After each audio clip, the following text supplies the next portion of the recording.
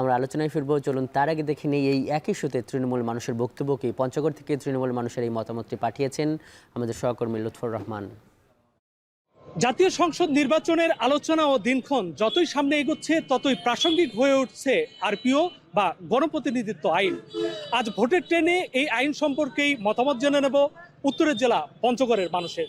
বিগত সময়ে নির্বাচনগুলোতে দেখা গেছে যে আমাদের যে আরপিও আছে, আরপিও অনুযায়ী অনেক জায়গায় আরপিও শুধু কাগজে কলমে রয়ে গিয়েছিল। এগুলোর বাস্তব প্রয়োগে আমরা মাঠ পর্যায়ে যারা ছিলাম আমরা এগুলো পাইনি।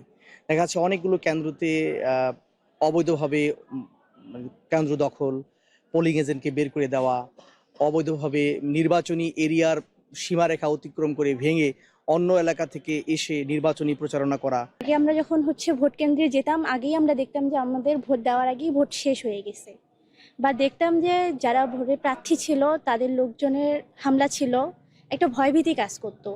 এখানে আইনের কোনো প্রয়োগ ছিল না, আমরা সুষ্ঠুভাবে কিন্তু ভোট দিতে পারতাম না। আচরণবিধিটা যে লঙ্ঘন হচ্ছে এইটা কঠোরভাবে দমন করা উচিত। আমার বয়স 32 বছর।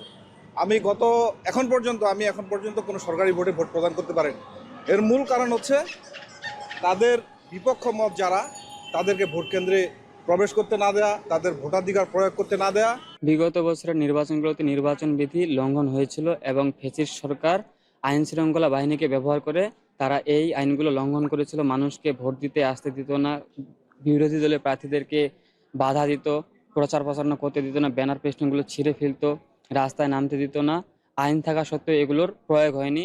সামনে যে নির্বাচনটা আসতেছে এটা যেন আমরা গ্রহণযোগ্যতা বা পূর্বে যা ঘটছে এরকম যেন কিছু না হয়, এটাই আমরা প্রত্যাশা করতেছি। দেশের মানুষ সবাই একত্রিত হয়ে যেন ভোট কেন্দ্রে যায় এবং সবাই যেন তাদের বিবেক থেকে যেন ভোট দেয়। আগে তো একটু ভোট দিতে গেলে মানা করতো, এখন মনে করেন একটু সুস্থভাবে সবাই বলতেছে সুস্থভাবে হবে, তখন আমরা যখন সুস্থভাবে দিতে পারি। জনগণ যেন শান্তিভাবে যেন ইলেকশন ভোট দিতে পারে, কেউ যেন কোনো উচ্ছৃঙ্খল সৃষ্টি করতে না পারে। আগামী জাতীয় সংসদ নির্বাচনে গণপ্রতিনিধিত্ব যে আইন রয়েছে তার সুষ্ঠু প্রয়োগ হবে, এমনটাই প্রত্যাশা উত্তরের ভোটারদের। লুৎফর রহমান, এখন পঞ্চগড়।